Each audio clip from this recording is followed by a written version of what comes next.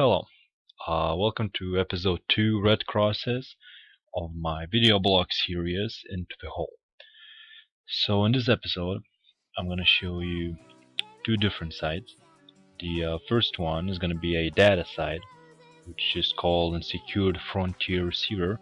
You can see that I have a specific window open on my left, which indicates the waves as well as triggers for for uh, for easier combat. And well, pretty much what you're gonna see is gonna be me fighting sleepers. Everything is 6 times faster than normal, so that you wouldn't have to watch 20 minutes of one side. It took me about 20-30 minutes of for each side. It's not the best time, but considering that I'm still training a few subsystem skills, it's not a bad thing. Now, the thing that you're gonna see a lot is gonna be me spamming the scan button. Yes, I'm a little bit paranoid on that. I scanned it. I don't know. I tried counting it, and in 20 minutes, I pressed scan button for about 100 or maybe even 200 times. There's never too much, I guess, and just to be as safe as possible. Now, the first side, the one that you see right now on the screen, I was not able to get all the wrecks from this side because when I started doing this in the first place, there were some traffic going on through this wormhole because it had a C3 high sec, low sec, and a 0-0 wormhole. So there were 4 holes in this system, which resulted in a very intense traffic. Eventually, I had 20 minutes of peace. Maybe someone was stalking me. You never know. In which I completed the site. The loot was not great. I got about 15.5 million in loot from this data site.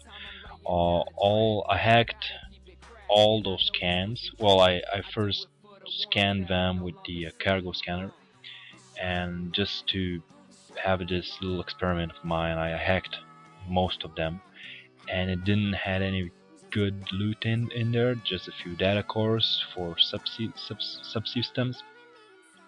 I suppose one of the better loots from those scans could be T T3 blueprint copies or something. I'm not sure. If I find anything good, I'll let you know. Now the next site that I did is actually a anomaly, the Horus construct. I did this anomaly, which can be found on the onboard scanner, knowing that there's only one exit from my hole, which leads to nullsec system, which is actually a blue to my corporation. So I was pretty confident about doing the anomaly and feeling relatively safe. Right here, what I would advise is to, when first warping to this particular anomaly, to warp at a range and then bookmark the large structure over here so that you can warp to it and get as close to those Argos as possible, because as you can see there are quite a lot of webs on me and I'm being nuded pretty hard, so I'm gonna pretty much just rewarp and then re-engage again. So I've been running sites, 2 sites per day, because this wormhole wasn't very full of different signatures or anomalies, so there isn't a lot of PvE activity to do. But on the other hand, it's pretty quiet right now, and I mean it's fine. It's fine with me to run one side before downtime and one after the downtime. So I'm just enjoying my time here. The exit to 00 space is, as I checked about an hour ago, was actually reaching the end of its natural lifetime, so I suspect it's going to collapse after a few hours, and I'm gonna have a new exit into some unknown 00 system.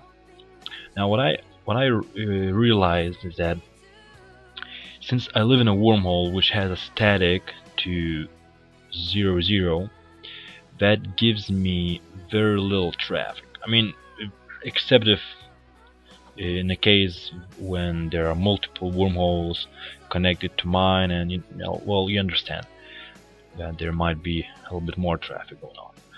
But with a 00 static, I find it quite comfortable, and I'm pretty sure that I will not see a lot of people going to my wormhole and disrupting my activity.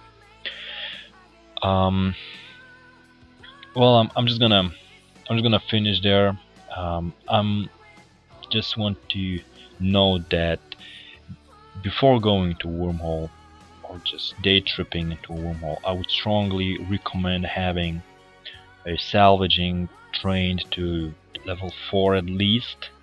Level 5 would be even better.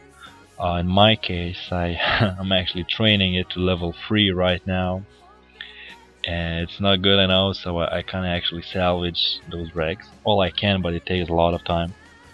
So I'm just leaving the wrecks alone for the moment, and when I'm finished training my salvaging skill, I'm gonna salvage everything, and hopefully I will get some ribbons or something that are worth quite a lot of it.